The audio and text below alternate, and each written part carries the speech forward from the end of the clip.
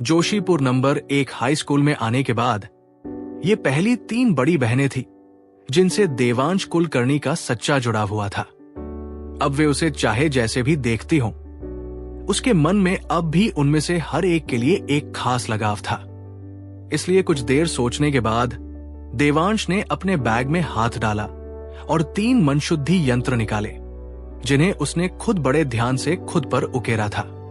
3 दिन बाद तुम्हारी बोर्ड परीक्षाएं होंगी, उसने धीरे से कहा। और मुझे पता है कि मैं ज्यादा कुछ नहीं कर सकता, लेकिन पिछली बार जब मैं श्वेतागिरी पहाड़ी पर वापस गया था तो मैंने जंगल में गहरे एक शिव मंदिर में एक खास यात्रा की थी और तुम्हारे लिए 3 यंत्र मांगे थे। मैंने मंदिर के पुजारी से उन्हें मंत्रों से सक्रिय करने के लिए भी कहा था। चाहे वे काम करें या न करें, कृपया उन्हें मेरी सद्भावना के प्रतीक के रूप में स्वीकार करें। मुझे उम्मीद है कि तुम अपनी परीक्षाओं के दौरान इन्हें अपने पास रखोगी। सच में बहुत बहुत शुक्रिया, देवांश। होटल वाली घटना के बाद से लिली जैन हमेशा देवांश कुलकर्णी की नजरों में खुद को कमतर समझती थी। उसे लगता था कि देवांश उसे नीचा समझता है और सिर्फ डोंग युक्सिन की परवाह करता है। लेकिन अब यह देखकर कि देवांश ने उन सभी के लिए और उसके लिए भी एक पवित्र यंत्र लाने की हद तक कोशिश की है, वो खुशी से फूली नहीं समा रही थी। उसने मनशुद्धि यंत्र लिया, फिर अचानक देवांश को गले लगाया और जोर से पॉप कहते हुए उसके गाल पर एक चुंबन दिया। अरे अरे अरे! जोशीपुर नंबर 1 हाई स्कूल के छात्र स्कूल से घर लौटते हुए ये दृश्य देखकर दंग रह गए। राक्षस राक्षस! हमारे बॉस ने सचमुच सुडौल सीनियर को पकड़ लिया। मेरे सुडौल सीनियर डू यिफान और चंदन लेहाव भी उतने ही हैरान थे। शुरुआती अविश्वास के बाद उन्होंने नाटकीय ढंग से अपनी छाती पकड़ ली और नकली निराशा में रोने लगे। देवांश चौंक गया। जाहिर है चुंबन से नहीं, वो पहले ही स्नेह के गहरे पलों का अनुभव कर चुका था। जिस चीज ने उसे सचमुच चौंकाया वो था लिली के आलिंगन का कोमल भरपूर दबाव। वह वाकई हृष्टपुष्ट है।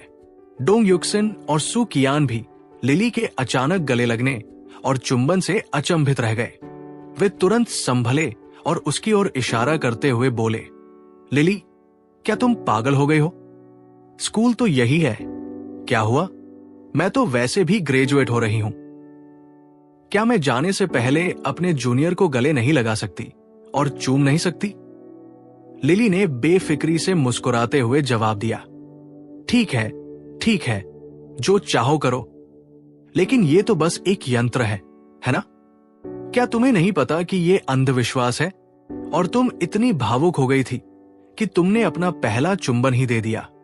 सुकियान ने आंखें घुमाते हुए कहा। फिर उसने देवांश द्वारा दिया गया मनशुद्धि यंत्र कुचलकर एक तरफ फेंक दिया। अरे, भले ही ये अंधविश्वास हो, पर यह देवांश का एक नेक काम था। तुम्हें इसे फेंकने की जरूरत नहीं थी। लिली ने डांटते हुए जल्दी से मुड़ा हुआ यंत्र उठाया, उसे चिकना किया और ध्यान से देवांश द्वारा पहले दिए गए यंत्र के साथ रख दिया। क्या यह थोड़ा ज्यादा नहीं है, लिली? देवांश पहाड़ों से है और इन बातों में विश्वास करता है, लेकिन क्या तुम्हें उसका अनुसरण करना होगा? खैर, जब तुम करती हो तो लो, मेरा भी ले लो। डोंग युक्सिन हिचकिचाई, फिर मुस्कुराई और अपना यंत्र लिली को दे दिया। ये देखकर देवांश की आंखों में एक जटिल भाव झलक उठा। उसने मन ही मन आह भरी। एक दोस्त के तौर पर उसने वो सब कुछ किया जो वो कर सकता था। अगर वे उसके इस व्यवहार की कद्र नहीं करते तो इसका मतलब था कि उनके रास्ते बस यहीं तक मिलने के लिए बने थे। लिली जानती थी कि देवांश के मन में डोंग युक्सिन के लिए कुछ खास भावनाएं हैं। युक्सिन को यंत्र देते देखकर वो हिचकिचाई, फिर देवांश की ओर देखा। ये चीजें अगर तुम विश्वास करो तो काम करती है, अगर नहीं करो तो नहीं करती। चूंकि युक्सिन को विश्वास नहीं है, लिली, तुम इसे संभाल कर रखना। अपनी परीक्षाओं के दौरान इसे अपने पास रखना। ठीक है, हम गंगा मार्ग पर हैं, मैं तुम्हें प्रवेश परीक्षाओं के लिए शुभकामनाएं देता हूं। देवांश ने एक अनिच्छुक मुस्कान के साथ कहा, सिर हिलाया और तीनों को विदा करते हुए एक शांत उदासी के भाव के साथ चला गया। डोंग युक्सिन ने उसे जाते हुए देखा। उसने देखा कि वो उसे डोंग युक्सिन कहता था, लेकिन लिली को सिर्फ लिली कहता था। उसके दिल में एक अजीब सी कमी का एहसास हुआ। थोड़ी देर के लिए लेकिन तेज उसने लिली की तरफ मुस्कुराते हुए कहा, लिली, अब तुम्हारे पास 3 गुरु अभिमंत्रित यंत्र है। तुम जरूर अपनी परीक्षाओं में अव्वल आओगी। हाँ, वरना ये बहुत बड़ी बर्बादी होती। तुमने इसके लिए अपना पहला चुंबन भी दे दिया। सु कियान ने मजाक किया। खैर, ये देवांश का सच्चा इशारा था। तुम दोनों पहले थोड़े सख्त थे, और अगर देवांश को इससे कोई दिक्कत नहीं है तो पहला चुंबन कैसा? लिली ने जवाब दिया, अरे नहीं, इस लड़की ने तो अभी तक ग्रेजुएशन भी नहीं किया है और ये लड़कों की दीवानी हो गई है। हाँ। सु कियान हंसी, सिर हिलाया और चिढ़ाया। छोटा चुलबुला, क्या तूने ही 10वीं में डेटिंग शुरू की थी? लिली ने झपट्टा मारा और सु कियान को चुटकी काटी और दोनों में मजाकिया हाथापाई शुरू हो गई। डोंग युक्सिन उन्हें मजाक करते और खेलते हुए देख रही थी। लिली के शब्द उसके दिमाग में गूंज रहे थे। खोने का वो क्षणिक एहसास फिर से लौट आया, लेकिन उसने जल्दी से उसे दूर कर दिया और उनकी हंसी में शामिल हो गई। अपने कमरे में वापस आकर देवांश ने सोचा कि युक्सिन ने उसके लिए खास तौर पर तैयार किया हुआ यंत्र कैसे उसे दे दिया था। उसने एक व्यंग्यात्मक मुस्कान के साथ अपना सिर हिलाया, फिर उन कोमल भावनाओं को अपने अंदर ही दबा लिया और उन पर अब और ध्यान न देने का संकल्प लिया। आज के बाद शायद उनकी जिंदगी फिर कभी एक दूसरे से न मिले। वो उसके लिए जो कुछ कर सकता था वो कर चुका था। अपने मन को स्थिर करते हुए देवांश ने जेड के टुकड़े निकाले और ताइन स्पिरिट गैदरिंग यंत्र तराशना शुरू कर दिया। उसकी साधना शक्ति बढ़ गई थी। अब वो एक दिन में 7 टुकड़े तराश सकता था, लेकिन उसकी किस्मत पहले जैसी अच्छी नहीं थी। लगभग 100 तराशने के बाद एक भी सफल नहीं हुआ। फिर भी देवांश निराश नहीं हुआ। वो चुपचाप चलता रहा। हर तराशने का सत्र उसके ध्यान और सच्चे प्राण पर नियंत्रण को तेज करता गया, यहां तक कि खराब हो चुके जेड के टुकड़ों से भी उसे थोड़ा बहुत फायदा हुआ। जाहिर है इसकी कीमत बहुत ज्यादा थी। पलक झपकते ही 2000 रुपए खर्च हो गए। 3 दिन बाद बोर्ड परीक्षाएं शुरू हो गई। इस साल मौसम कठोर था। पिछले साल की ठंडी बूंदाबांदी के विपरीत इस बार दक्षिण भारत में सूरज की तपिश थी, जिससे सब कुछ भीषण गर्मी में लिपटा हुआ था। कक्षाओं में एयर कंडीशनिंग न होने के कारण छात्र हर परीक्षा के बाद पसीने से लथपथ, मन में धुंध और भारीपन लिए हुए निकलते थे। यहां तक कि सबसे अच्छी तैयारी करने वाले छात्रों को भी संघर्ष करना पड़ता था। स्वाभाविक रूप से भरी भरी और गर्मी के प्रति संवेदनशील लिली जैन को परीक्षा के दौरान आश्चर्यजनक रूप से अपने सिर में एक ठंडी स्पष्टता महसूस हुई। इसने उन्हें गर्मी से बचाया और उनके दिमाग को तेज रखा।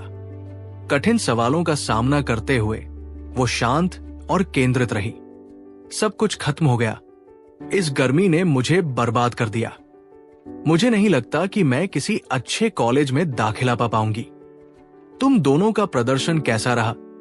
सु कियान ने थकी हुई नजरों से पूछा। उनके शिक्षकों ने हर पेपर के बाद उत्तरों पर चर्चा न करने की सलाह दी थी, इसलिए उन्होंने खुद को रोक लिया था। लेकिन अब सु कियान खुद को रोक नहीं पा रही थी। मैंने भी अच्छा नहीं किया।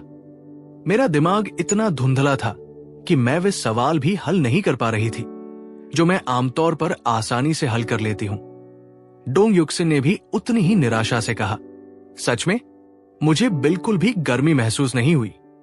मुझे वाकई बहुत अच्छा लगा।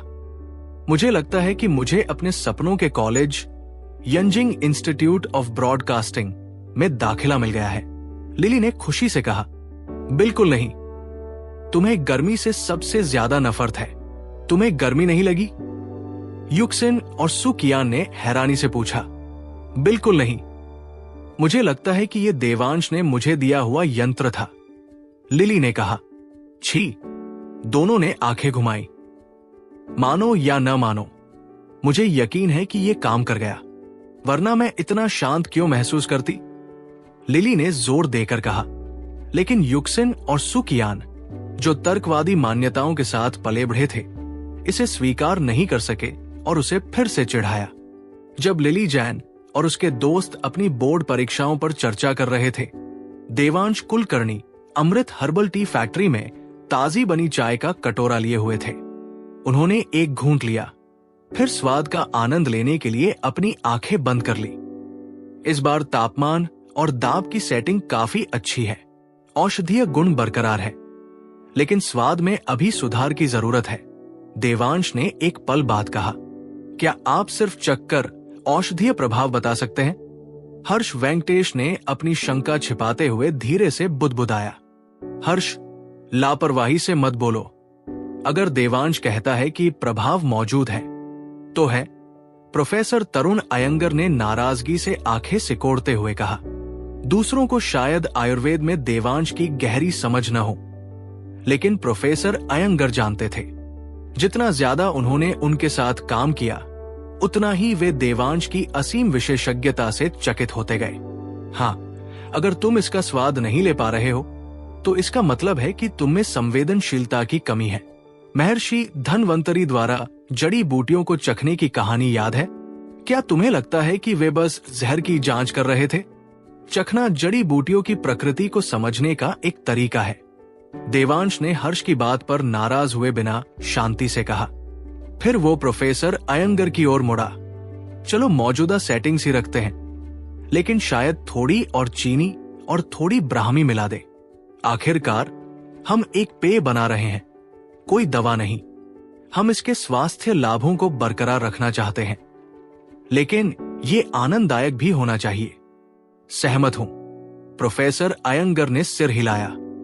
फिर उन्होंने कहा, फैक्ट्री में परीक्षण सुचारू रूप से चल रहे हैं। मेरा अनुमान है कि जब तक आपकी गर्मी की छुट्टियां शुरू होंगी, अमृत हर्बल चाय का उत्पादन शुरू हो जाएगा। क्या हमें अभी पैकेजिंग डिजाइन को अंतिम रूप दे देना चाहिए? अगर आपने इसका जिक्र नहीं किया होता तो शायद मैं भूल ही गया होता। मैंने इस बारे में सोचा है। चूंकि चाय अंदरूनी गर्मी को शांत करती है, तो चलो तीखी लाल रंग की बोतल इस्तेमाल करते हैं। ये गर्मी की अवधारणा पर जोर देती है और लाल रंग उत्सवपूर्ण और आकर्षक होता है। बाकी आप संभाल सकते हैं, देवांश ने जवाब दिया। मैं स्वास्थ्य के पहलू को उजागर करने के लिए हरे रंग की ओर झुक रहा था, लेकिन आपका विचार ज्यादा प्रभावशाली है। ये अलग दिखेगा, प्रोफेसर अयंगर ने प्रभावित होते हुए कहा। हरा रंग भी अच्छा है। एक बार चाय लोकप्रिय हो जाए तो हम हरी बोतल वाला संस्करण लॉन्च कर सकते हैं। इस तरह हमारी उत्पाद श्रृंखला नीरस नहीं लगेगी, देवांश ने सोचते हुए कहा। फिर उन्होंने पैटर्न डिजाइनों पर चर्चा की। हालांकि देवांश ने औपचारिक रूप से कला का अध्ययन नहीं किया था, लेकिन उनके द्वारा बनाए गए रूपांकन लाल पृष्ठभूमि के साथ खूबसूरती से घुल मिल गए। एक प्राकृतिक सामंजस्य बिखेर रहे थे, मानो संतुलन और जीवन शक्ति की ऊर्जाएं डिजाइन में गुंथी हुई हों। बोर्ड परीक्षाएं समाप्त होने और देवांश के कक्षा में लौटने के बाद प्रोफेसर अयंगर के मार्गदर्शन में फैक्ट्री ने अपने परीक्षण जारी रखे। ब्रांडिंग और पैकेजिंग का काम वू कियांजिन को सौंप दिया गया, जो निर्माताओं के साथ समन्वय करते थे। एक शाम स्वाध्ययन के बाद देवांश, डू यिफान और चंदन लेहाओं के साथ स्कूल के गेट से बाहर हंसते बोलते हुए निकल रहे थे। तभी उनकी नजर लिली जैन पर पड़ी, जो प्रवेश द्वार पर इंतजार कर रही थी। बॉस, आप कमाल के हैं।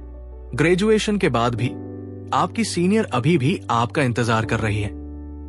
डू यिफान और चंदन लेहाओं ने देवांश के कंधे पर मुक्का मारते हुए चिढ़ाया और अपनी बाइक पर सवार होकर लिली की तरफ हाथ हिलाते हुए तेजी से निकल गए। देवांश, क्या मैं तुम्हें परेशान कर रही हूं? लिली ने धीरे से पूछा। उसके गाल गुलाबी हो गए थे जब वो उसके पास आई। है, बिल्कुल नहीं। तुम्हारी परीक्षाएं कैसी रहीं? देवांश ने पूछा। बहुत अच्छा। मुझे लगता है कि मैं यंजिंग इंस्टीट्यूट ऑफ ब्रॉडकास्टिंग में दाखिला पालूंगा। आपने मुझे जो यंत्र दिया है उसके लिए मैं आपका शुक्रिया अदा करना चाहती हूं। लिली ने चमकती आंखों से कहा। तो बधाई हो, सभी मशहूर एंकर यहीं से आते हैं। देवांश ने गंभीरता से कहा, अगर मैं मशहूर भी हो जाऊं तब भी मैं आपको भैया जू ही कहूंगी। ये जगह हमेशा आपकी रहेगी। लिली ने अपना हाथ धीरे से अपने सीने पर रखते हुए कहा, क्या कह रही हो? तुम अभी बहुत छोटी हो। तुम बहुत से लोगों से मिलोगी और बहुत कुछ अनुभव करोगी। मैं सिर्फ 16 साल की हूं। मुझे तो यह भी नहीं पता कि मेरी जिंदगी किस दिशा में जा रही है। देवांश ने उसकी गंभीरता देखकर हैरान होकर कहा, मैं ये सब जानती हूं। मुझे पता है कि मैं तुम्हारे लायक नहीं हूं। मैं तुमसे चिपकने या तुम्हारी जिंदगी में दखल देने की कोशिश नहीं कर रही। मैं बस तुम्हें बताना चाहती हूं, मैं तुम्हारी हूं। मैं चाहे कहीं भी जाऊं या कुछ भी हासिल कर लूं, मैं हमेशा तुम्हारी ही रहूंगी। लिली ने स्थिर और भावपूर्ण आवाज में कहा, जब भविष्य आएगा तब बात करेंगे, ठीक है? जब तुम ऐसी बातें कहती हो तो मुझे बेचैनी होती है। देवांश ने जवाब दिया। उसे समझ नहीं आ रहा था कि उसे कैसे दिलासा दे। वे दोनों अभी छोटे थे। कौन जानता था कि भविष्य में क्या होगा? डोंग युक्सिन की तरह क्या वे कभी करीब नहीं थे? लेकिन समय के साथ वे अलग हो गए।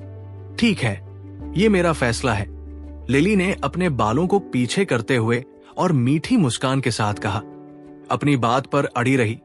उसने इस विषय पर और जोर नहीं दिया, जिससे देवांश को मन ही मन राहत मिली। अक्टूबर से पहले वो 17 साल का नहीं होगा। अब ऐसी बातें सोचना जल्दबाजी लग रही थी। इस बार लिली गंगा मार्ग पर अलग नहीं हुई। वो देवांश के साथ चंदन जोशी के अपार्टमेंट तक चली गई। भैया जू, कॉलेज जाने से पहले मैं तुम्हें फिर से परेशान नहीं करूंगी। मैं अपनी पढ़ाई पर ध्यान दूंगी और एक बेहतरीन इंसान बनूंगी। लिली ने दृढ़ संकल्प और शांत अनिच्छा से कहा, इसे परेशानी मत कहो। हम दोस्त हैं। अगर तुम्हें कभी मुश्किलों का सामना करना पड़े तो तुम हमेशा मेरे पास आ सकते हो। देवांश ने कहा। इतना कुछ साझा करने के बाद उसे उसके लिए एक हल्का सा स्नेह महसूस हुआ और उसे लंबे समय तक न देख पाने का ख्याल ही उसे एक हल्का सा दर्द दे रहा था। शुक्रिया भैया जू। जाने से पहले क्या मैं तुम्हें गले लगा सकती हूं? बस एक बार? लिली ने पूछा। देवांश थोड़ा हिचकिचाया, फिर अपनी बाहें फैला दी। लिली आगे बढ़ी और उसे कसकर गले लगा लिया। उसकी बाहें उसकी कमर के चारों ओर लिपटी हुई थी, मानो वो उस पल को हमेशा के लिए अपने पास रखना चाहती हो। लिली जैन को भी देवांश कुलकर्णी के शरीर में आ रहे बदलावों का एहसास हो रहा था। खुशी और अनिश्चितता के मिले जुले भाव से उसका चेहरा लाल हो गया और वो दबे पाव चलकर उसे और भी कसकर गले लगा लिया। लेकिन देवांश ने जल्द ही अपना संयम वापस पा लिया और धीरे से पीछे हट गया, जिससे उसकी बाहें खाली रह गई।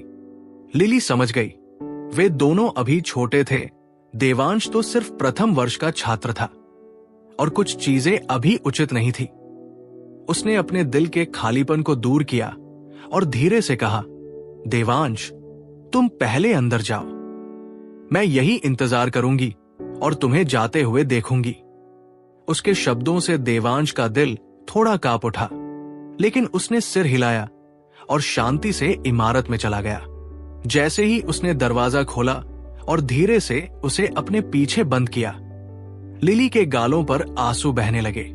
वो निराशा के उस पल को कभी नहीं भूल सकती, जिसने उसे एक ही कदम में अंधेरे में डुबो दिया था।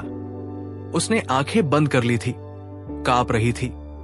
उसकी कमीज आधी उतरी हुई थी, डर और बेबसी में खोई हुई थी। और तभी दरवाजा धड़ाम से खुल गया। देवांश तूफान की तरह प्रकट हुआ था। उन दो दुष्ट आदमियों को बार बार बुरी तरह पीट रहा था। वो जानती थी कि वो उस दृश्य को कभी नहीं भूलेगी। वो लड़का जिसने उसे रसातल से बाहर निकाला था, अब उसे उससे अलग होना था। वो उसे लंबे समय तक नहीं देख पाएगी, लेकिन उसने मन ही मन एक प्रतिज्ञा की। अगली बार जब वे मिलेंगे तो वो एक असाधारण व्यक्ति होगी। वो जानती थी कि अगर वो उस तरह की महिला नहीं बनी तो वो उससे दोबारा मिलने के भी लायक नहीं होगी। उसके साथ खड़े होने की तो बात ही छोड़िए। वापस अंदर आकर देवांश पालथी मारकर बैठ गया और अपने विचारों को इकट्ठा करने से पहले काफी देर तक ध्यान करता रहा। जिंदगी अजीब है। कभी कभी एक ही घटना लोगों के बीच के रिश्ते को बदल सकती है। वो कभी डोंग युक्सिन का करीबी था, जबकि लिली उसकी प्रतिद्वंद्वी थी। लेकिन अब लिली ही थी जिसने उसे अलविदा कहा था और उसके दिल पर एक गहरी छाप छोड़ दी थी। अपने सामने जेड टोकन रखे देवांश ने ताइन स्पिरिट गैदरिंग फॉर्मेशन यंत्र की नक्काशी फिर से शुरू कर दी। वो पहले भी भाग्यशाली रहा था। हालांकि उसकी साधना में काफी सुधार हुआ था, फिर भी उसने लगभग 140 जेड टोकन बर्बाद कर दिए थे, लेकिन एक भी सफलता नहीं मिली थी। दिन बीतते गए और जुलाई आ गया। गर्मी की छुट्टियां शुरू हो गई थी। ठीक 220 जेड टोकन नष्ट करने के बाद देवांश आखिरकार ताइन स्पिरिट गैदरिंग फॉर्मेशन यंत्र की नक्काशी करने में सफल रहा और अपनी नियमित साधना फिर से शुरू कर दी। उसी दिन अमृत हर्बल टी बेवरेज फैक्ट्री ने आधिकारिक तौर पर उत्पादन शुरू कर दिया। न केवल जिला नेता बधाई देने पहुंचे, बल्कि अवधपुर शहर के स्वास्थ्य मामलों के प्रभारी उप महापौर भी व्यक्तिगत रूप से आए। जोशीपुर जिला टीवी और अवधपुर सिटी टीवी दोनों ने इस शुभारंभ को कवर किया और जोशीपुर जिला टीवी ने फैक्ट्री पर एक विशेष कार्यक्रम प्रसारित किया। देवांश की जीवन रक्षक मदद और अपने बेटे को बेहतर राह पर लाने के लिए आभार व्यक्त करने हेतु होटल मालिक लिन जिन्नुओ ने जोशीपुर ग्रैंड होटल के प्रवेश द्वार पर अमृत हर्बल चाय का एक बड़ा लाल डिब्बा रखवाने का आदेश दिया। होटल के मेनू में इस चाय को प्रमुखता से दिखाया गया था और उस शाम हर टेबल पर लाल डिब्बे मुफ्त परोसे गए। ये अमृत हर्बल चाय का पहला बैच था। उस समय जोशीपुर ग्रैंड होटल एक ऐतिहासिक इमारत थी जो हमेशा आगंतुकों से भरी रहती थी। जिले के प्रमुख रेस्टोरेंट होने के नाते अमृत हर्बल चाय की प्रस्तुति ने न केवल उत्सव का माहौल बनाया, बल्कि ब्रांड की प्रतिष्ठा को भी बढ़ाया। अंदर आने वाले हर मेहमान ने चाय का स्वाद लेने से पहले ही चटक लाल पैकेजिंग पर ध्यान दिया। स्वाभाविक रूप से उस दिन फैक्ट्री ने एक जोरदार प्रचार अभियान चलाया। जोशीपुर के हर गांव और कस्बे में, खासकर जिले की मुख्य सड़कों पर बैनर लगाए गए। जैसे ही लाल बैनर हवा में लहरा रहे थे, ये स्पष्ट हो गया कि देवांश ने लाल पैकेजिंग चुनकर कितनी समझदारी दिखाई थी। रंग ने जीवंतता ला दी और लोगों का ध्यान तुरंत अपनी ओर खींच लिया।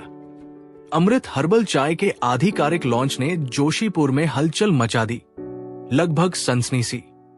अगले कुछ दिनों में लोगों ने क्या आपने इसे खाया है पूछना बंद कर दिया और इसके बजाय पूछा, क्या आपने इसे चखा है? क्या ये अमृत हर्बल चाय उस प्रसिद्ध प्रोफेसर द्वारा हमारे जिले के आयुर्वेदिक फॉर्मूले से विकसित की गई है? ये चर्चा तो बस शुरुआत थी। ये उत्पाद बाजार की जांच पड़ताल में खरा उतरेगा या नहीं, ये उसकी गुणवत्ता पर निर्भर करता था। अमृत हर्बल टी का स्वाद अनोखा था। इसकी लत नहीं लगती थी, बल्कि ये ठंडक का एहसास देती थी जिससे प्यास सचमुच बुझ जाती थी।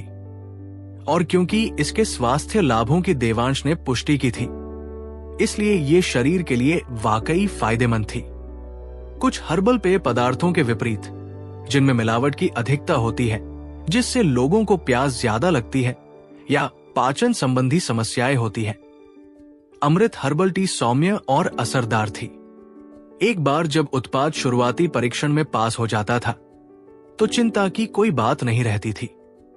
लोग गुणवत्ता देखते ही पहचान जाते हैं। जब विकल्प सीमित होते हैं, तो वे बाकी विकल्पों में से सबसे अच्छा चुनते हैं। अमृत हर्बल टी ताजगी देने वाली, स्वादिष्ट थी और वास्तव में शरीर की गर्मी कम करती थी और साथ ही स्फूर्ति भी बढ़ाती थी। उदाहरण के लिए, जब बच्चों को गर्मी से होने वाली खांसी होती थी और वे पीने के लिए गिड़गिड़ाते थे, तो माता पिता उन्हें कोका कोला जैसा सोडा देने से हिचकिचाते थे। इसके बजाय उन्होंने अमृत हर्बल टी आजमाई और पाया कि इससे खांसी में आराम मिलता है। इस तरह अमृत हर्बल टी भीड़ से अलग हो गई और लोग स्वाभाविक रूप से इसकी ओर आकर्षित हुए। खासकर जोशीपुर में इस चाय के स्वास्थ्यवर्धक फायदे तेजी से फैले। 10 दिनों के अंदर जिले के कोने कोने तक इसकी चर्चा पहुंच गई और अब ये पूरे अवधपुर शहर में फैल रही थी।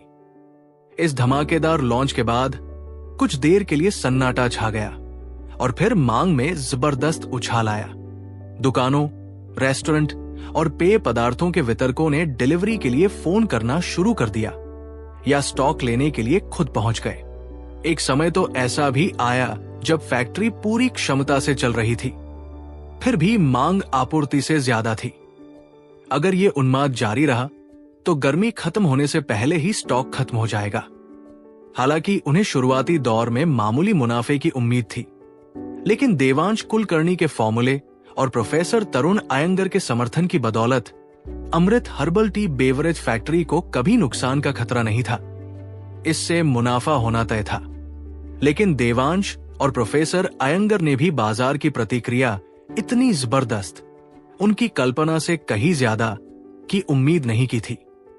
जहां तक चंदन जोशी और वू कियांजन की बात है, वे उत्पाद में विश्वास से ज्यादा देवांश के प्रति सम्मान की वजह से इस उद्यम में शामिल हुए थे। प्रोफेसर अयंगर के आने के बाद ही उन्हें असली आत्मविश्वास मिला। फिर भी उन्होंने कभी नहीं सोचा था कि पहले दिन से ही मांग आपूर्ति से ज्यादा हो जाएगी। फैक्ट्री के शुरू होने और रोजाना बिक्री 20,000 बोतलों को पार करने के 10 दिन बाद चंदन और वो उत्साह से चिल्लाए, हमें सोना मिल गया, हम वाकई बड़ा धमाका करने वाले हैं, हमें तुरंत एक दूसरी उत्पादन लाइन चाहिए। इसलिए आधिकारिक लॉन्च के 10 दिन बाद चारों शेयर धारकों ने सर्वसम्मति से दूसरी उत्पादन लाइन खरीदने पर सहमति जताई। उन्होंने विकास नगर में एक हर्बल खेती केंद्र स्थापित करने का भी फैसला किया, क्योंकि सामग्री की मांग तेजी से बढ़ रही थी।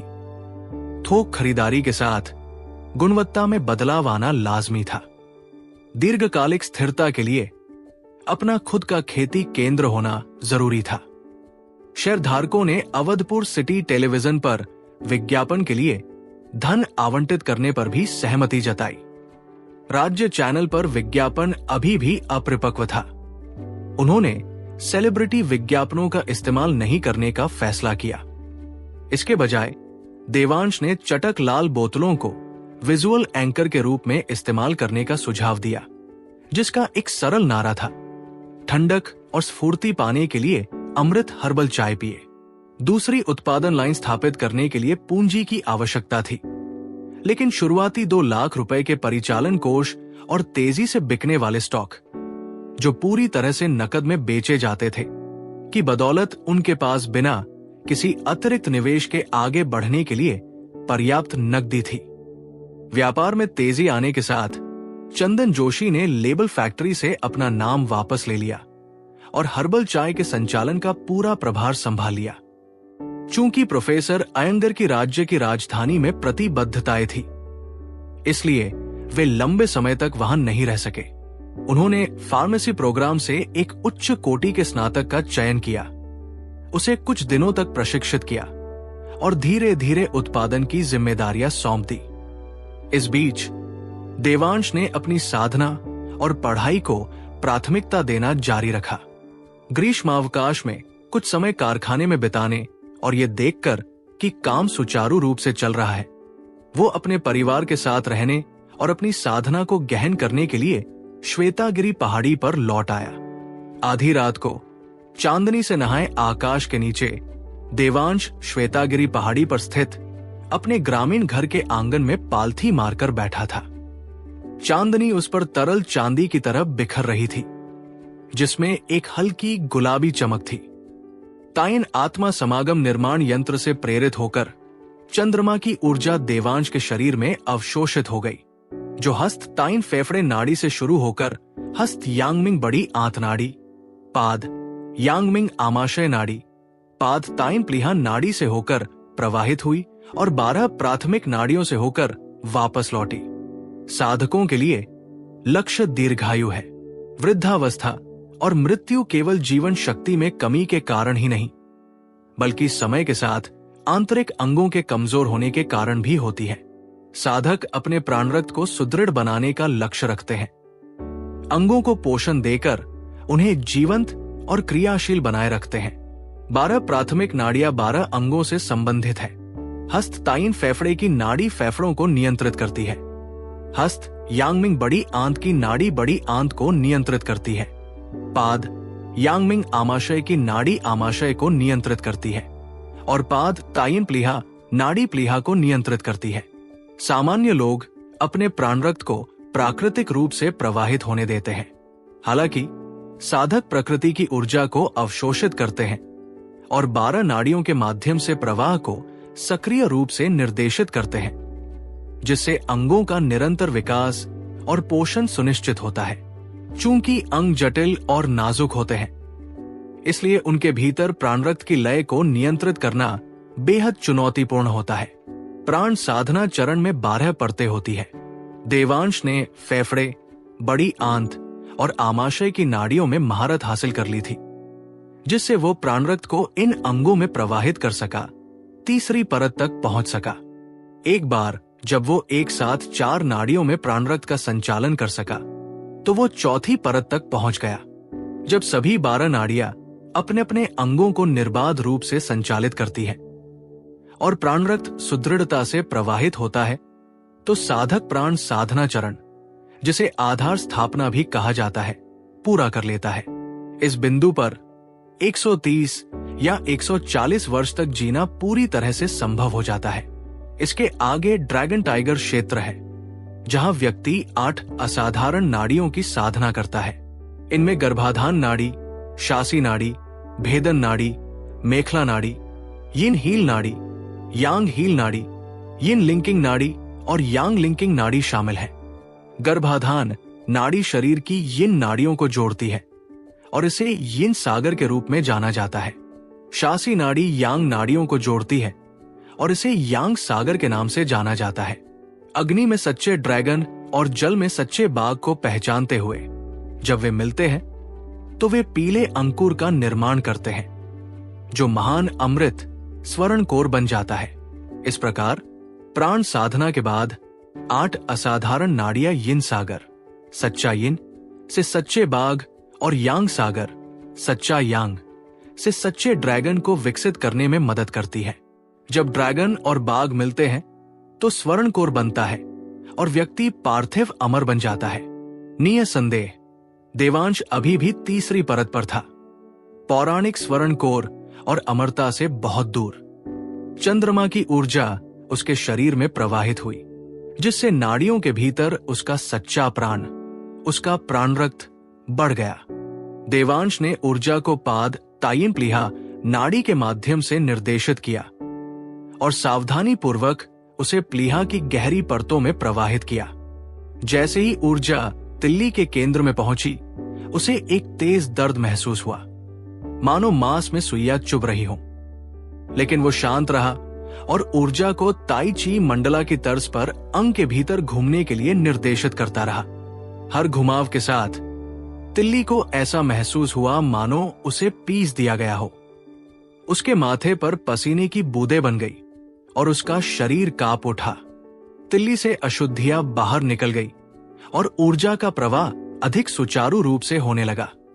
अंततः इसने एक सौम्य चक्रवात का रूप ले लिया, जिससे दीप्तिमान शुद्ध ऊर्जा निकल रही थी, जो हर वाहिका और कोशिका में समाहित हो गई। आह! देवांश ने गहरी सांस छोड़ी और शांत विस्मय से भरकर अपनी आंखें खोली।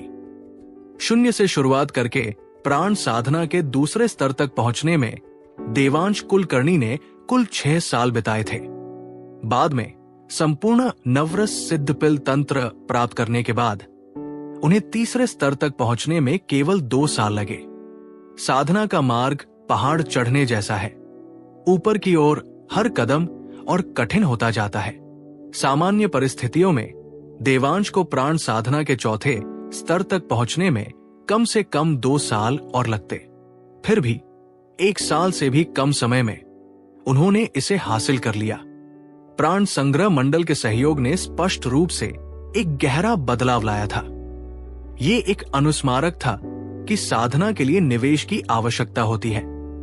समय और संसाधनों दोनों में अपनी सफलता की शुरुआती खुशी के बाद देवांश ने अब चूर्ण हो चुके यंत्र पत्थर को उठाया और सोच में पड़कर अपना सिर हिलाया। लेकिन यही तो वो उद्देश्य था जिसके लिए उसने पैसा कमाया था, साधना के लिए। अपने शरीर में प्राणरक्त का प्रवाह इतना प्रबल था कि ऐसा लग रहा था जैसे एक ही मुक्का बैल को गिरा देगा। देवांश का हृदय एक शांत, अवर्णनीय आनंद से भर गया। मां, पापा कहाँ है? सुबह सुबह ब्रह्मा मुहूर्त की अपनी साधना पूरी करने के बाद तरोताजा देवांश कुलकर्णी पहाड़ी की चोटी से लौटे और अपने पिता के न होने पर उत्सुकता से अपनी मां से पूछा। वो शहर से अमृत हर्बल चाय लाने गए हैं। आजकल ये इतनी लोकप्रिय है कि हर मेहमान इसकी मांग करता है। सच कहूं तो इसमें क्या खास बात है? इसका स्वाद बिल्कुल उस हर्बल चाय जैसा है जो हम घर पर बनाते हैं, सुजाता कुलकर्णी ने कहा। एक और चिलचिलाती गर्मी आ गई थी और श्वेतागिरी हिल अपने चरम पर्यटन सीजन में प्रवेश कर रहा था। कुलकर्णी परिवार के होमस्टे में मेहमानों की संख्या में भारी वृद्धि देखी जा रही थी। आप सही कह रही हैं। अगर आप मुझसे पूछें तो देवांश की बनाई चाय का स्वाद भी उससे ज्यादा शुद्ध होता है। सुजाता ने अभी अपनी बात पूरी भी नहीं की थी कि बाहर से शंकर कुलकर्णी की आवाज आई। वो सामान ढोने वाले तिपहिया वाहन से उतर ही रहा था कि उसके हाथ में चटक लाल रंग की पैकिंग वाला एक डिब्बा था। वो असल में अमृत हर्बल चाय थी। अपने पिता को सुबह सुबह अपनी ही फैक्ट्री में बने पेय पदार्थ लाने शहर जाते देखकर देवांश के चेहरे पर खुशी और गर्व का मिलाजुला भाव था।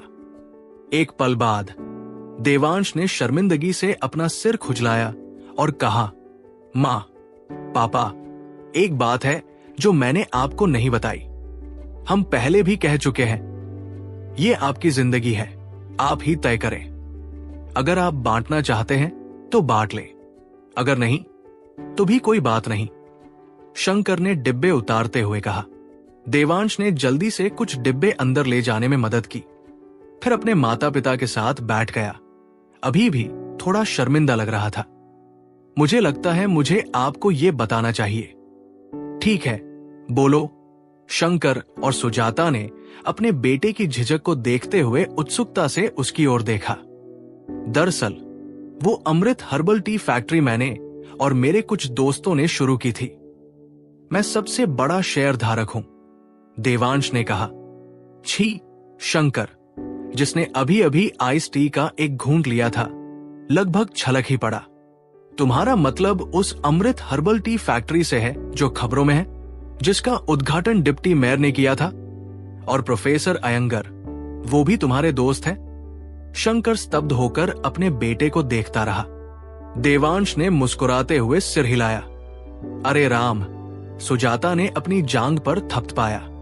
मुझे पता था, स्वाद बिल्कुल उस चाय जैसा था जो तुम बनाया करते थे। ये तो शुरू से तुम्हारी ही रेसिपी थी। धूर्त, तुम हमें बताए बिना इतना बड़ा धंधा चला रहे हो, और मैं यहां हूं, अभी भी एक छोटा सा होमस्टे चला रहा हूं। शंकर का मुंह खुला का खुला रह गया। उसने आश्चर्य से आंखें भरकर देवांश के कंधे पर थपथपाया। एक पिता होने के नाते उन्हें गर्व तो था, लेकिन अपने बेटे की सफलता से थोड़ा अभिभूत भी। दरअसल पापा, अगर आप कभी कोई बड़ा होटल खोलना चाहते तो कोई दिक्कत नहीं होती। मैंने हाल ही में जिले के कस्बे में एक प्लॉट खरीदा है। हम रमेश अंकल के रेस्टोरेंट से भी बड़ा रेस्टोरेंट बना सकते हैं। देवांश ने कहा, आपने कस्बे में भी जमीन खरीदी है? शंकर का मुंह फिर खुला का खुला रह गया। चूंकि बात उठी गई थी, देवांश ने उन्हें सब कुछ बताने का फैसला किया। ट्रेडमार्क फैक्ट्री में उनका निवेश, जमीन की खरीद और उसका मौजूदा बाजार मूल्य। शंकर और सुजाता अवाक रह गए। एक लंबी चुप्पी के बाद आखिरकार उन्होंने कहा, आपका मतलब है हमारे परिवार के पास अब कई करोड़ की संपत्ति है? काफी है, और अमृत हर्बल टी के तेजी से बढ़ने और जमीन की कीमतों में बढ़ोतरी के साथ मेरा अनुमान है कि साल के अंत तक हमारी संपत्ति 6 से 7 करोड़ हो जाएगी। देवांश ने सोचते हुए कहा। 6 से 7 करोड़। शंकर और सुजाता को ये आंकड़ा समझने में मुश्किल हुई। पिछले साल ही तो उनके लिए 10,000 रुपए बहुत बड़ी बात थी। अब देवांश कह रहा था कि उनकी कीमत शायद करोड़ों में होगी। इतनी बड़ी छलांग कि उसे समझ पाना मुश्किल था। तो मां, पापा, अब आपको सचमुच इतनी मेहनत करने की जरूरत नहीं है। मैं आपके लिए शहर में एक विला बनवा रहा हूं। आप आराम से रह सकते हैं और जहां चाहे घूम सकते हैं। देवांश ने दोनों को हर्बल चाय की एक एक बोतल देते हुए कहा। उन्होंने एक लंबी घूंट ली, धीरे धीरे सदमे से उबरते हुए। फिर वे कुछ देर तक अपने बेटे को घूरते रहे, जिससे देवांश थोड़ा असहज महसूस कर रहा था। आखिरकार दोनों ने एक दूसरे को देखा। सुजाता ने सिर हिलाया, शंकर ने भी सिर हिलाया और वह बोलने लगा। देवांश, तुम्हारी मां और मुझे तुम पर गर्व है, लेकिन तुम जानते हो कि तुम्हारी मां को पढ़ाना और बच्चों के साथ रहना बहुत पसंद है। अगर तुम उन्हें अभी शहर में रहने के लिए कहोगे तो बोरियत से बीमार पड़ जाओगी। और मैं तो जिंदगी भर गरीब रही हूं। अगर मैं काम नहीं कर रही होती तो बेचैन हो जाती हूं। इस होमस्टे को चलाने से भले ही ज्यादा कमाई न हो, लेकिन मुझे इससे खुशी मिलती है। यहाँ की हवा ताजा है, नजारा खूबसूरत है। हमें यहां बहुत अच्छा लगता है। बस ये जानना कि तुम ठीक हो हमारे लिए काफी है। पढ़ाना और खेती करना हमारी जिंदगी का तरीका बन गया है, सिर्फ रोजी रोटी का जरिया नहीं। तुम्हारे पापा सही कह रहे हैं। तुम इतना कमा रहे हो, हमें अब पैसों के पीछे भागने की जरूरत नहीं है। एक सादा, शांतिपूर्ण जीवन ही सबसे अच्छा है। तुम्हारे जैसे बेटे के साथ हमें किसी बात की चिंता नहीं है। तुम्हारे पापा भले ही पढ़े लिखे न हों, लेकिन उन्होंने वाकई एक समझदारी भरी बात कही है। सुजाता ने मुस्कुराते हुए कहा। देवांश एक किसान होने के नाते प्राकृतिक तरीके को महत्व देता था। अपने माता पिता को अपनी जीवन शैली से, जो स्वस्थ और जमीनी थी, संतुष्ट देखकर उसे उन्हें समझाने की कोई जरूरत नहीं महसूस हुई। शहरवासियों के विपरीत, जो फिजूल खर्ची से जीवन जीते थे लेकिन अंदर से खोखले महसूस करते थे, उनके माता पिता वास्तव में शांति से रहते थे। उसने सिर हिलाया। तुम तय करो कि तुम्हें क्या खुशी देता है।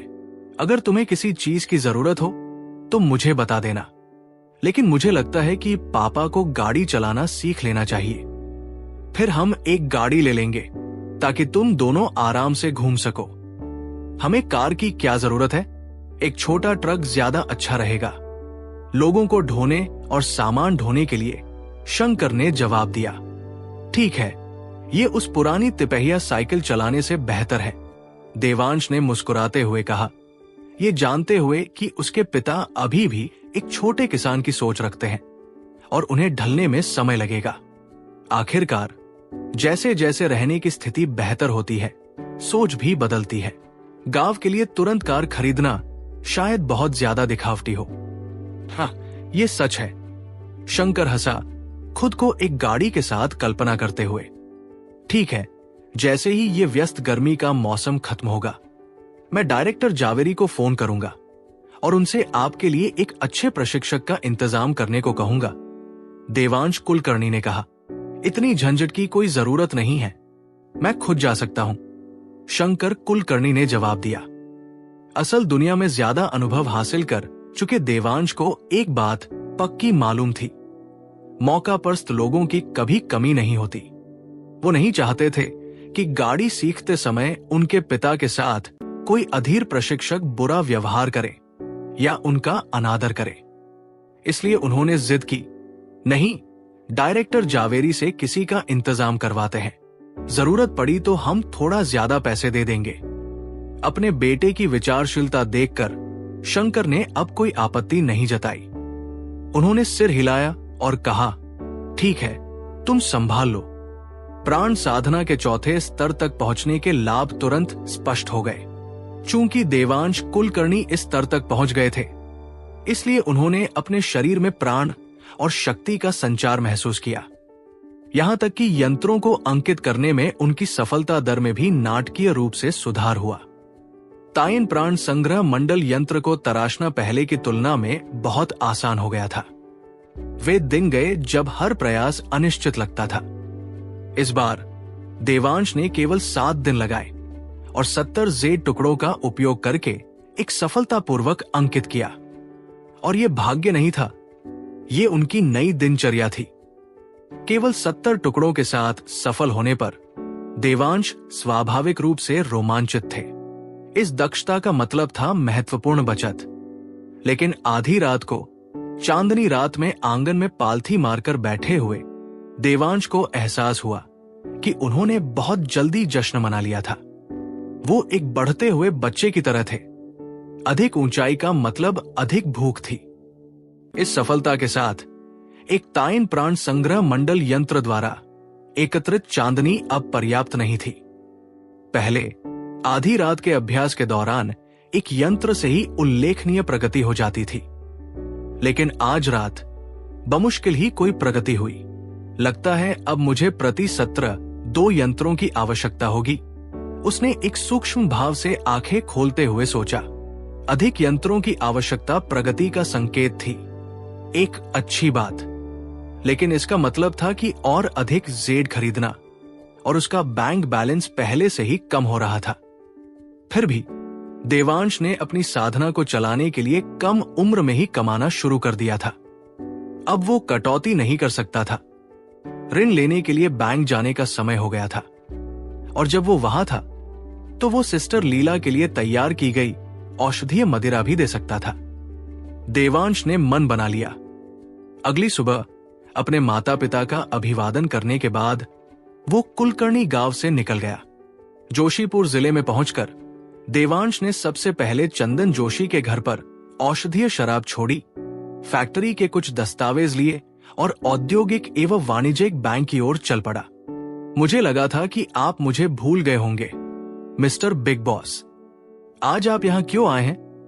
बैंक मैनेजर लीला शर्मा ने अपने दफ्तर का दरवाजा खोलते हुए और देवांश के लिए पानी का गिलास भरते हुए एक चिढ़ाने वाली मुस्कान के साथ कहा। लीला ने अपनी आम दफ्तर की पोशाक पहनी हुई थी, एक चटक सफेद ब्लाउज और एक फिटेड काली पेंसिल स्कर्ट जो उसके शरीर से चिपकी हुई थी। उसका आत्मविश्वास भरा हाव भाव और खिली हुई मुस्कान उसे आज खास तौर पर जवान दिखा रही थी। अरे, मेरे पास फिर से पैसे कम पड़ रहे हैं। मैं उस फैक्ट्री को फिर से गिरवी रखने की सोच रहा हूं, जिसे मैंने पिछली बार कुछ पैसे उधार लेने के लिए छुड़ाया था। देवांश ने मुस्कुराते हुए कहा, जब कर्ज लेने का समय आता है तो तुम हमेशा अपनी बहन को याद करते हो। लीला हंसी और अपनी मैनिक्योर की हुई उंगली से उसके माथे पर हल्के से थपथपाया। उसके परिपक्व आकर्षण ने देवांश के दिल को अनायास ही झकझोर दिया। बात बस इतनी सी नहीं है, मैं भी तुमसे मिलना चाहता था, देवांश ने जल्दी से कहा। सच में? लीला ने भौहें चढ़ाते हुए पूछा। सच में, सच में, देवांश ने सिर हिलाया। बस यही है। लीला गर्मजोशी से मुस्कुराई। कुछ देर रुकने के बाद वो गंभीर हो गई। देवांश, मैं तुम्हें आखिरी बार के लिए सचमुच शुक्रिया अदा करना चाहती हूं। बहन लीला, मेरे साथ अजनबी जैसा व्यवहार मत करो, देवांश ने जवाब दिया। ठीक है, ठीक है, चूंकि तुमने ऐसा कहा है, इसलिए मैं आज रात तुम्हारे लिए खाना बना रही हूं। रात के खाने के लिए मेरे घर चलो, लीला ने कहा। देवांश मना नहीं कर सका। उसने मुस्कुराते हुए सिर हिलाया। मैंने कभी सोचा भी नहीं था कि हमारी बैंक मैनेजर बहन भी एक प्रतिभाशाली शेफ है। मुझे तुम्हारा खाना जरूर चखना चाहिए। क्या प्रतिभाशाली?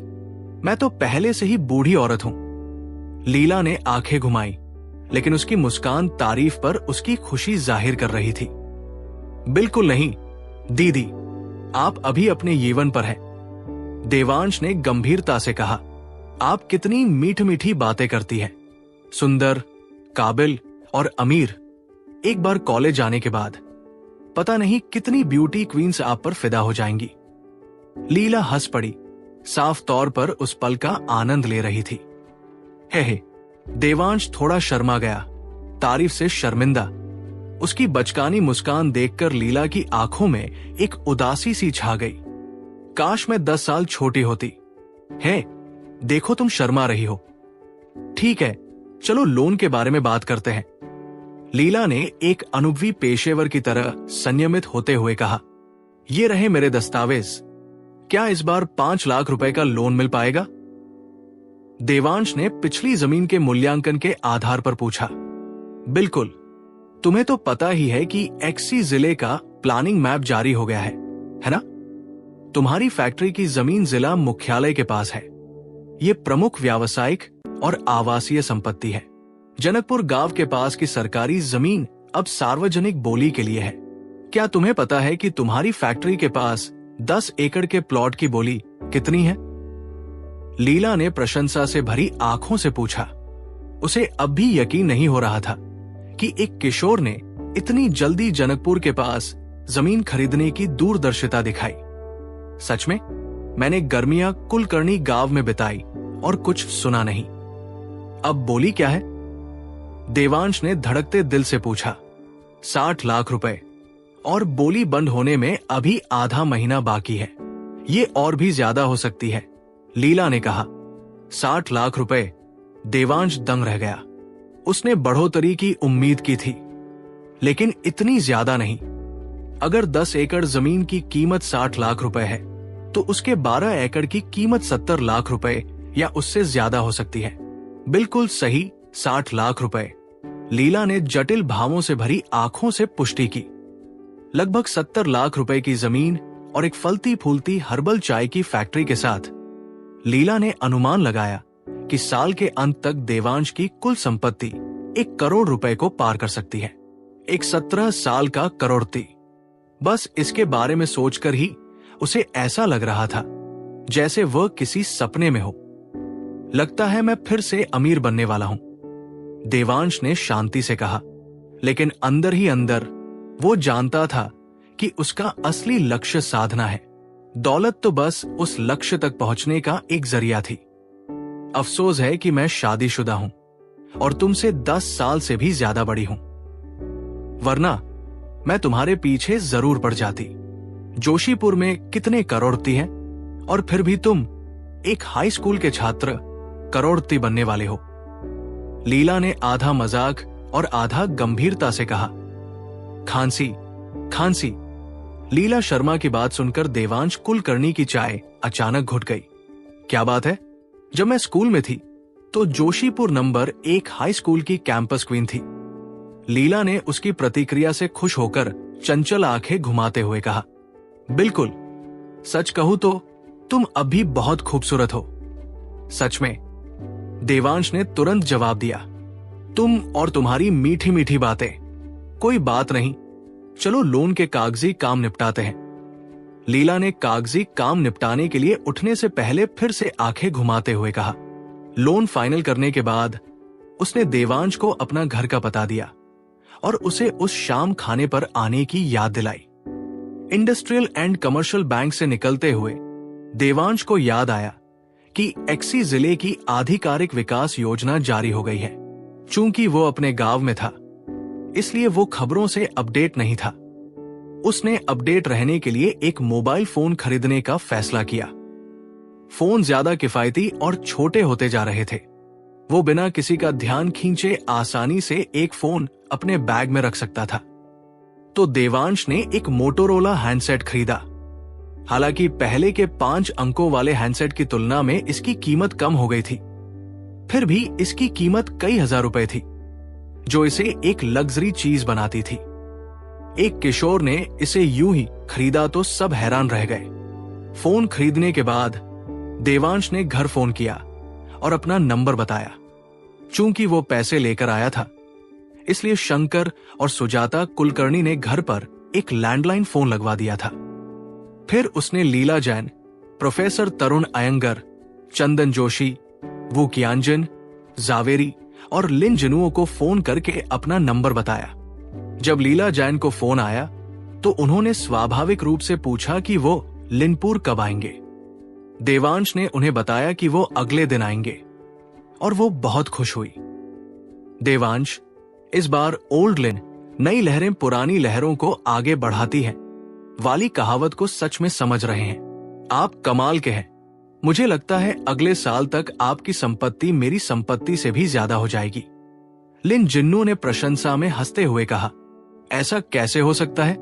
जोशीपुर ग्रैंड होटल की कीमत बहुत ज्यादा है, मैं आपकी बराबरी नहीं कर सकता, देवांश ने विनम्रता से जवाब दिया।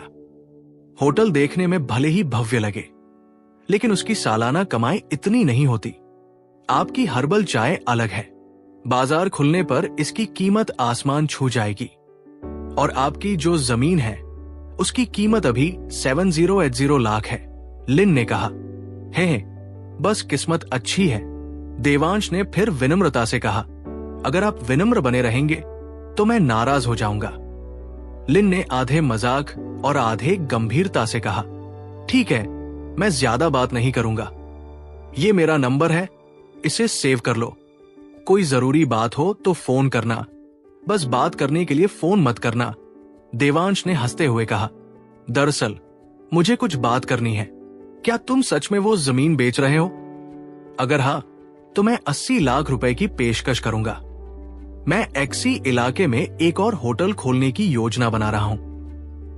या अगर तुम जमीन की कीमत लगाकर पार्टनर बन जाओ तो और भी अच्छा होगा, लिन ने कहा। अभी मेरे पास इसे विकसित करने के लिए पूंजी नहीं है, इसलिए मैं जरूर बेचूंगा, लेकिन मुझे इस पर सोच विचार करना होगा, देवांश ने थोड़ा हैरान होकर जवाब दिया।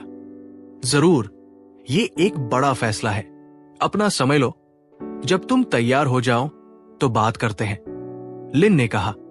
ठीक है, मैं तुम्हें बता दूंगा, देवांश ने कहा। फोन रखने के बाद देवांश ने यू प्रकाश को फोन किया। यू मैन्युफैक्चरिंग में होने के कारण प्रॉपर्टी डेवलपमेंट या हॉस्पिटैलिटी के बारे में नहीं सोच रहा था।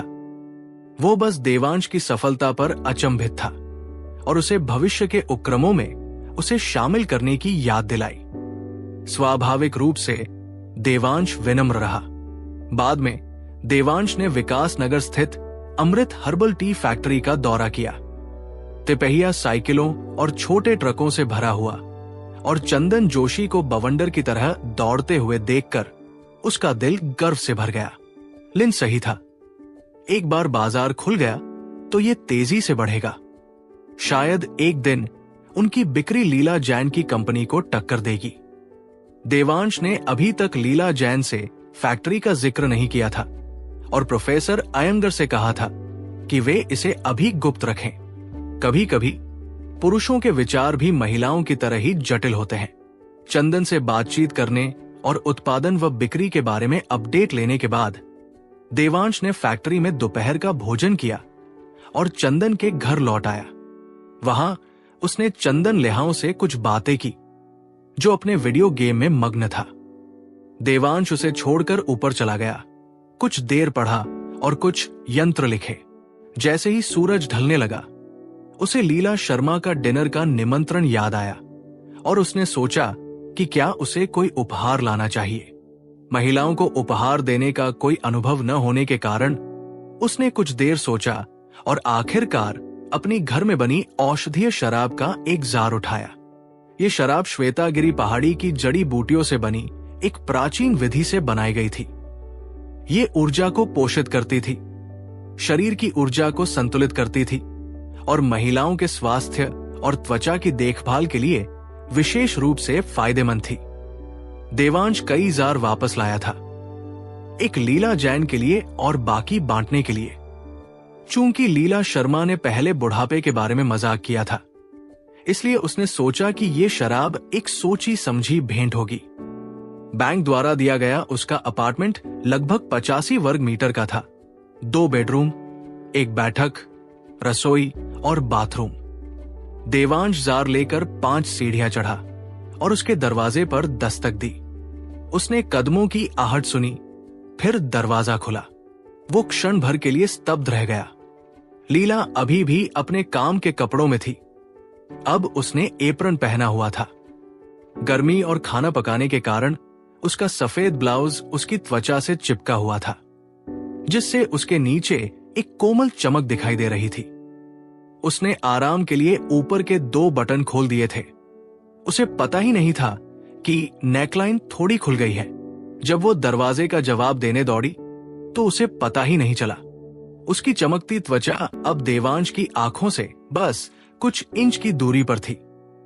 क्या देख रहे हो? क्या तुमने पहले कभी कोई सुंदर रसोइया नहीं देखा? लीला ने देवांश की पिछली तारीफ याद करते हुए चिढ़ाते हुए कहा। आह, हाँ, मतलब नहीं, देवांश हकलाया, साफ तौर पर घबराया हुआ। देखो, ठीक से बोल भी नहीं पा रही। अंदर आओ, मैं तुम्हारे लिए चप्पल लाती हूं, लीला ने शरारत से आंखें घुमाते हुए कहा। जैसे ही वो उन्हें लेने के लिए नीचे झुकी, उसका ब्लाउज फिर से खिसक गया। उसे अचानक एहसास हुआ और वो शर्मा गई और धीरे से बुदबुदाई। शरारती लड़का। फिर भी अजीब तरह से बुरा मानने के बजाय उसे उसकी मासूम प्रतिक्रिया पर खुशी की एक झलक महसूस हुई। लीला शर्मा आखिरकार एक अनुभवी पेशेवर थी जो जल्दी ही खुद को संभाल लेती थी। झुकते हुए उन्होंने सावधानी से अपने ब्लाउज का ऊपरी बटन लगाया और फिर ऐसे खड़ी हो गई मानो कुछ हुआ ही ना हो। देवांश कुलकर्णी के सामने चप्पलें रखते हुए उन्होंने मुस्कुराते हुए कहा, ये पहन लो, ये ठंडी है।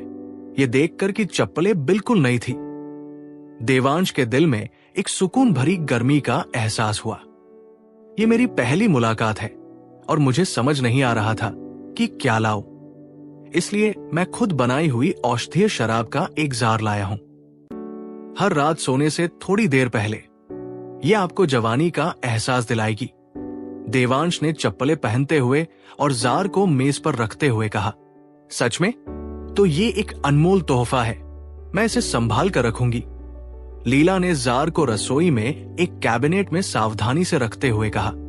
यह कुछ खास नहीं है, बस जड़ी बूटियों से भरपूर साधारण अनाज की शराब है, लेकिन अगर तुम्हें पसंद आए तो मैं अगली बार तुम्हारे लिए और बनाऊंगा, देवांश ने आगे कहा।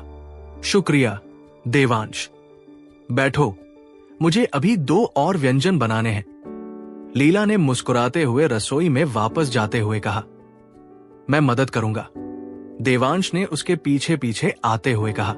अरे नहीं, ऐसा मत करो, तुम मेरे घर में मेहमान हो, बैठो और आराम करो, लीला ने उसे धीरे से लिविंग रूम की ओर धकेलते हुए कहा। देवांश के पास कमरे में इधर उधर देखते हुए बैठकर इंतजार करने के अलावा कोई चारा नहीं था। शुक्र है कि लीला जल्द ही बर्तन लेकर लौट आई।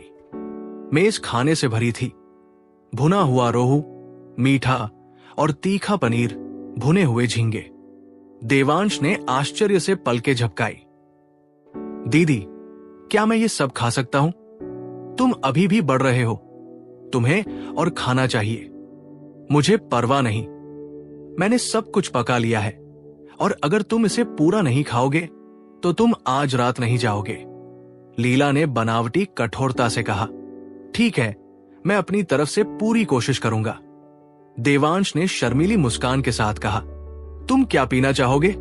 अपनी ही फैक्ट्री की हर्बल चाय या शायद कोक, स्प्राइट? लीला ने मुस्कुराते हुए पूछा। इतना अच्छा खाना है तो हम थोड़ी वाइन कैसे न पिए? चलो जश्न मनाते हैं, देवांश ने कहा। क्या तुम पीने लायक भी हो? लीला ने मजाक किया। क्या तुमने कभी किसी हाई स्कूल के बच्चे को बैंक से बिजनेस लोन लेते देखा है? देवांश ने मुस्कुराते हुए जवाब दिया। हाँ, सही बात है, तुम तो बिल्कुल भी औसत छात्र नहीं हो, लीला हंसी। ठीक है, चलो तुम जो वाइन लाए हो उसे चखते हैं। वो 2 छोटे गिलास लाई और जार से थोड़ा सा पनीर डाला। ये बहुत तेज है, उसने एक घूंट भरकर हल्के से पंखा झलते हुए कहा। पहले खाना खाते हैं।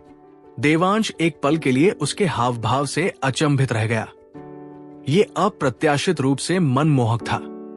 उसके स्तब्ध भाव को देखकर लीला ने शरारत से आंखें घुमाई और पनीर का एक टुकड़ा उसके कटोरे में रख दिया। क्या देख रहे हो? क्या तुमने अभी तक काफी नहीं देखा? उसकी इस बात पर देवांश शर्मा गया। उसने झट से पनीर मुंह में ठूंस लिया, जिससे लीला जोर से हंस पड़ी।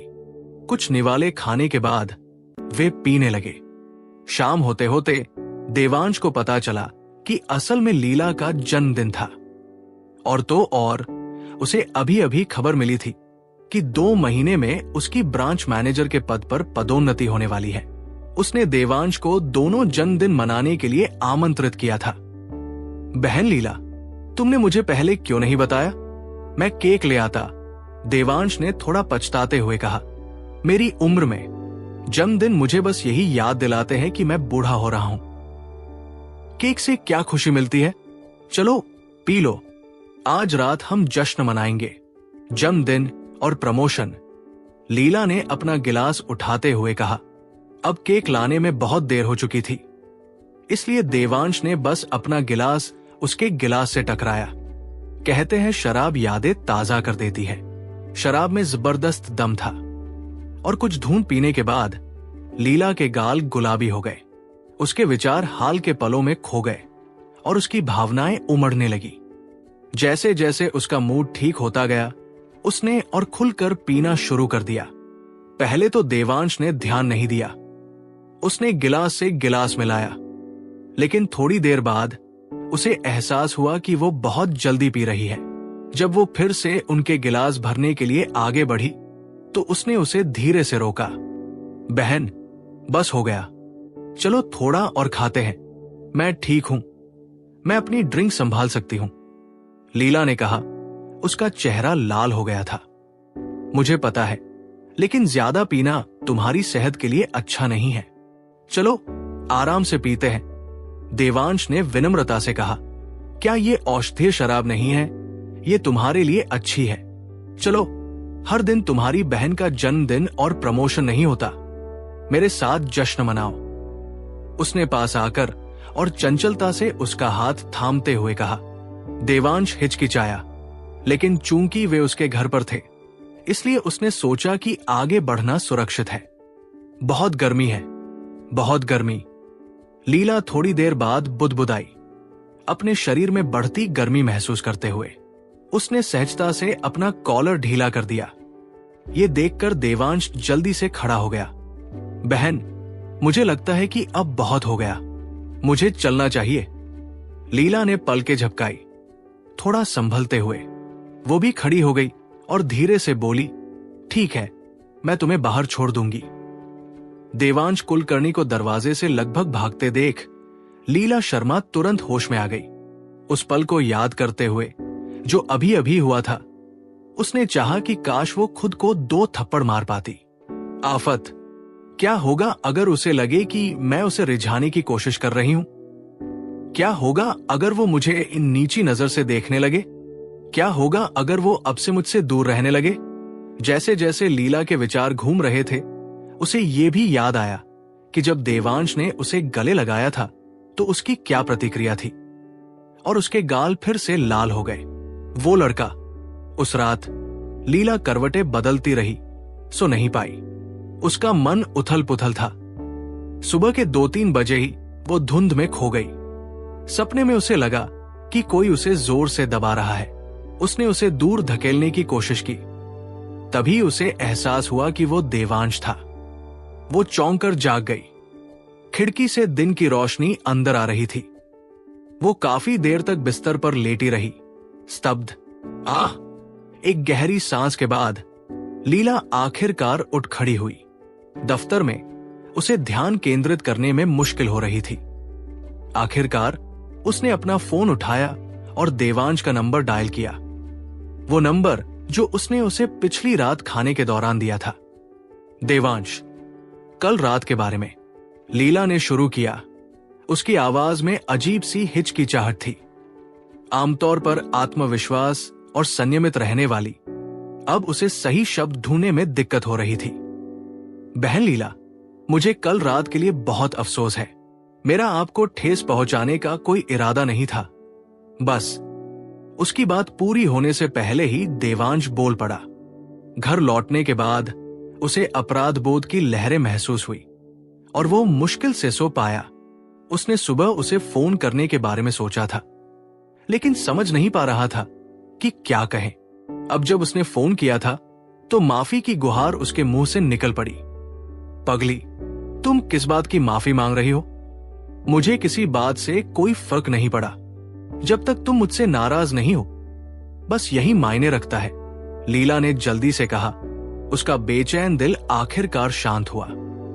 बिल्कुल नहीं, मैं कैसे नाराज हो सकता हूं? देवांश ने राहत भरी आवाज में जवाब दिया। उसे सचमुच चिंता थी कि कहीं वह उसे अनुपयुक्त न समझे। सच में नहीं तो आज रात फिर से डिनर पर आ जाओ, लीला ने मुस्कुराते हुए कहा। उसका आत्मविश्वास लौट आया।